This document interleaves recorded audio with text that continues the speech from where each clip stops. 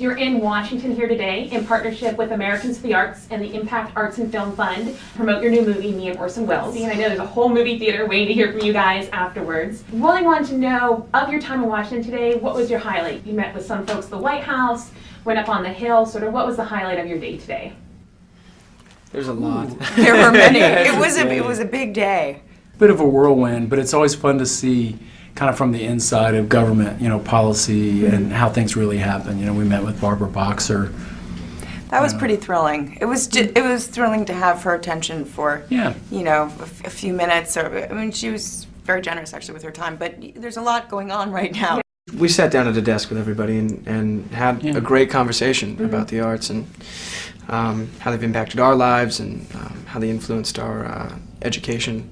And that was a pretty big deal being at that table, and we felt like we had an impact. So it was pretty exciting. I came out feeling really optimistic just to have government, people involved in the administration so close to it who care. Is there one person, a friend, a family member that you recall growing up, or maybe even in the past 5 years that really inspired you? I don't know how I could narrow it down to just one. I did my first play when I was 11 or 12, and I think every single individual in that show that I was able to look up to and who were really mentors for me. I would say my first greatest influence and my first mentor was a woman called Ellen Robbins, who is a dance teacher, and I think I started working with her when I was 4 and didn't stop until I then moved to California to work on a television show called My So-Called Life.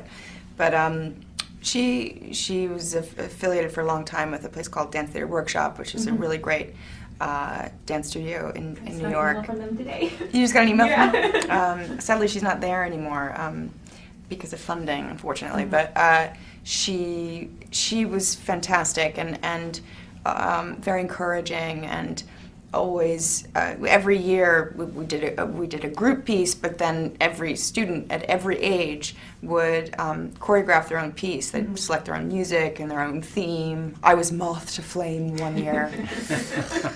Oh really? God, yeah. Wait, doesn't that still exist on tape somewhere? I've heard about Moth to Flame. I've heard about Moth. Is it on YouTube? No, it's not on YouTube. It should be. That's amazing. Moth to Flame. No, but she, and actually I returned to dance a few years ago, and I did a duet with one of my best friends who became a professional dancer and who also was in Ellen's class. And even then, when she came to see our piece, she said, "You still need to choreograph your own pieces." But she really made us feel like we had a point of view and we were artistically relevant, and that stayed with me. I took myself seriously, Moth to Flame, because of Ellen. It's such a tough question to single out one, but if you look at your past, I pick out a few moments that kind of inform, I think, who I am today. One, when I was 12 years old, 6th grade, we did a production of Julius Caesar, and I decided I didn't want to be in the cast. I should be, kind of working with the cast or working on sets, and I just naturally thought I should be running everything and not performing. So, but I was 12, and so I kind of co-directed sort of with the teacher this whole production. So it sort of echoed with me on this current film, certainly. But I don't know, I had a teacher in high school who gave me a lot of encouragement in the arts. She just kind of, I had it through the years. Someone says, "Oh, you're good," but I didn't grow up in that. Really, having a career in the arts was not an option at the time in the place I grew up. So I came to that a little later. But it was that encouragement I did get through art classes and English classes, writing classes, that kind of encouraged me, or that you build on that. But certainly there's a few teachers that had huge impacts. But my biggest one was a little later. I was a junior in high school. Fran Mote. Just there. Yeah, what did there you for teach? me. She was an advanced English teacher, but we studied the arts because we didn't really have it in school so much, but she would take a week out and we'd study film. She'd take a week out and we'd do theater, we'd read plays, and we'd talk, so it was kind of arts history education, and get out a film strip and draw on it. And so it was under the guise of English, but it was really all-encompassing. It was advanced, so it was. I didn't really qualify to be in the class because my grades weren't good enough, but my sophomore English teacher recommended me. Teachers are the unheralded, uncredited people in this world, that it's a one-way.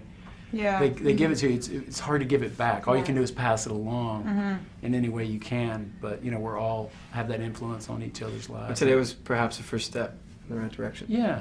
Giving a little bit. But of I that really back. admire people who spend their lives, encouraging others Yeah. in that way and sharing the best that they have with others. It's, that's the biggest public service, Yeah. and it's completely undervalued, in our culture. So, my hat's off to anyone who spends a day, helping young people or anything in the arts. Really great. Cool. My name is Zac Efron, and the arts matter to me. My name is Claire Danes, and the arts matter to me. My name is Richard Linklater, and the arts matter to me. A lot.